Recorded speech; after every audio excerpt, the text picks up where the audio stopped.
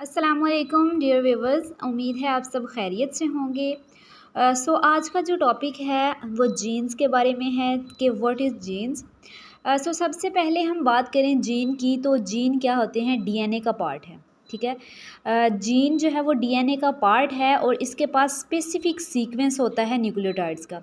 Jeans have specific sequence of nucleotides, ठीक है। Nucleotides का एक स्पेसिफिक सीक्वेंस होता है इनके पास। और फिर इस सेल जो है वो इस सीक्वेंस को जो है वो सेल इस सीक्वेंस को जो है वो पढ़ के न्यूक्लियोटाइड के इस सीक्वेंस को स्पेसिफिक अमाइनो एसिड के साथ जोड़ता है, ठीक है। स्पेसिफिक अमाइनो एसिड के साथ जोड़ता है इस सीक्वेंस को। फिर उसके नतीजे में क्या बनता है? प्रोटीन्स बनती हैं, स्पेसिफिक प्रोटीन्स बनती हैं, ठीक है। जब वो जुड़ जाती हैं तो स्पेसिफिक प्रोटीन्स बनती हैं। अब ये जो प्रोटीन्स हैं इससे एंजाइम्स बनते हैं। एंजाइम्स क्या होते हैं? स्पेसिफिक फंक्शंस परफॉर्म करते हैं, स्पेसिफिक रिएक्शंस में यूज़ होते हैं। हर एंजाइम जो है वो स्पेसिफाई होता है किसी ना किसी रिएक्शन के लिए, ठीक है। तो स्पेसिफिक एंजाइम्स बनते हैं इस तरीके से। तो जीन्स क्या हैं? ओवरऑल जो हमारे पास डीएनए का पार्ट हैं और इनके पास जो है वो न्यूक्लियोटाइड की डिफरेंट सीक्वेंसेस मौजूद होती हैं, जिससे फिर अमाइनो एसिड, फिर प्रोटीन्स एंड देन एंजाइम्स बनते हैं। फिर एंजाइम्स डिफरेंट फंक्शंस परफॉर्म करते हैं, ठीक है। अगर हम यहाँ पे बात करें, Archibald Garrod and William Bateson ने एक्सपेरिमेंट्स किए थे। उन्होंने ये कंक्लूड किया 1902 के अंदर and certain diseases among their patient more prevalent in particular families. उन्होंने क्या बताया कि कुछ डिजीज़ ऐसी होती हैं जो कुछ फैमिलीज़ के अंदर, सर्टन टाइप ऑफ फैमिलीज़ के अंदर जो है वो ज़्यादा कॉमन होती हैं, ज़्यादा पाई जाती हैं, बाकी में नहीं पाई जाते। जैसे हम ब्लड प्रेशर की एग्जांपल ले लें या डायबिटीज़ की ले लें, तो ये कुछ फैमिलीज़ के अंदर ज़्यादा रन करती है, जो इनहेरिटेंस में होती है, ठीक है। तो इन्होंने ये कंक्लूड किया था bye examining several generations of these families.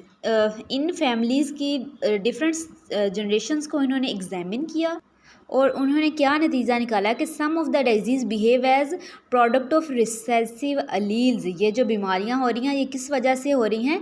Recessive alleles की वजह से। अब रिसेसिव अलील का क्या मतलब है? अलील्स होते हैं जीन्स की जो अल्टरनेटिव फॉर्म होती है जीन की, उसे क्या कहते हैं? अलील, ठीक है। उससे क्या कहते हैं? डिफरेंट फॉर्म्स होती हैं जीन्स की, उनको क्या कहते हैं? फॉर्म्स को अलील्स कहते हैं। रिसेसिव का मतलब होता है जैसे कोई भी जो है वो, अगर जीन पेयर की हम बात करें, ठीक है, पेयर जो है वो पार्ट लेता है, ठीक है। एक पेरेंट की तरफ से होता है और मदर की तरफ से होता है और एक फादर की तरफ से।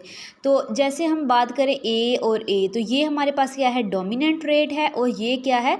रिसेसिव है। तो जो है वो ये डिजीज़ कब काज होगी? जब हमारे पास रिसेसिव अलील्स होंगे, ठीक है। ये हमारे पास दोनों जो है वो डोमिनेंट आ जाते हैं। ये जो है वो कुछ हद तक जो है वो एक डोमिनेंट है और एक रिसेसिव है, और ये कुछ बीमारी का चांस है, इसमें भी डिफेक्टिव जीन है, लेकिन यहाँ पे जो है वो बिल्कुल रिसेसिव अलील मौजूद हैं। तो उसने कहा कि डिजीज़ जो है वो मेंडेलियन ट्रेट्स हैं। अब मेंडेलियन ट्रेट का क्या मतलब है? कि जो मेंडल के जितने भी लॉज हैं उनको फॉलो करती है, तो उसे क्या कहते हैं? Mendelian trait. इसने कंक्लूजन क्या निकाला कि resulted from changes in hereditary information in ancestors of affected families, ठीक है। अब जो है वो ये जो डिजीज़ हो रही हैं, उसने क्या कहा कि ये इनहेरिटेंस में है, हेरिडिटरी इंफॉर्मेशन में चेंजेस आती हैं।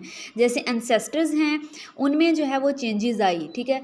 फिर उनमें सिर्फ चेंजेस आई, लेकिन जब वो नेक्स्ट जनरेशन में पास आउट करती हैं तो वो डिजीज़ बन जाती हैं, ठीक है। वो क्या बन जाती हैं? डिजीज़ बन जाती हैं। उसने फिर बहुत सारी डिजीज़ को गैरड ने इन्वेस्टिगेट किया था, जैसे एल्केप्टोन यूरिया है।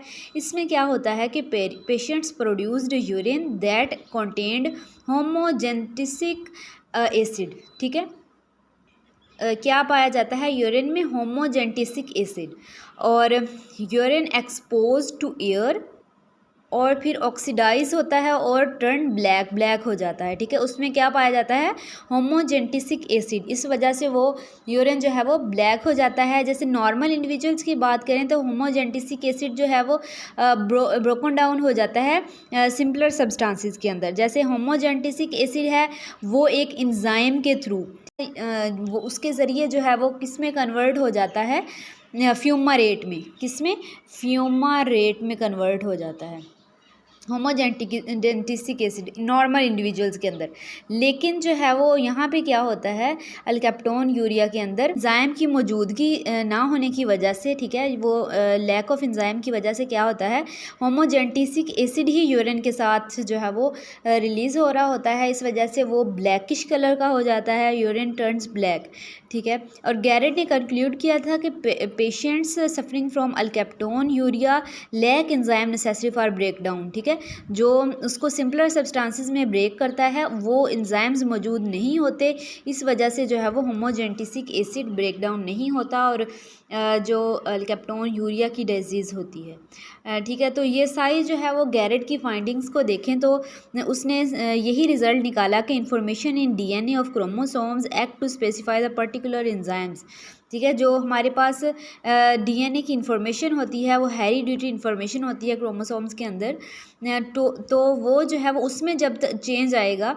एंसेस्टर्स के अंदर, जैसे चेंज आए की बात की कि उसमें जो है वो स्पेसिफिक सीक्वेंस होता है जिससे स्पेसिफिक प्रोटीन्स बनती हैं और फिर वो एंजाइम्स उससे बनते हैं स्पेसिफिक और वो फंक्शंस परफॉर्म करते हैं। तो इस तरह से ये जो है वो हेरिडिटरी में चेंजेस आते हैं, हेरिडिटरी चेंजेस होते हैं जो कि जब एंसेस्टर्स में होते हैं, जब डिसेंडेंट्स में जाते हैं, नई जनरेशन्स में जाते हैं, तो वो क्या काज करते हैं, डिजीज़ काज करते हैं, ठीक है। तो ये हमारे पास आज का टॉपिक था। कोई भी क्वेश्चन हो तो आप कमेंट सेक्शन में पूछ सकते हैं। अल्लाह हाफिज़।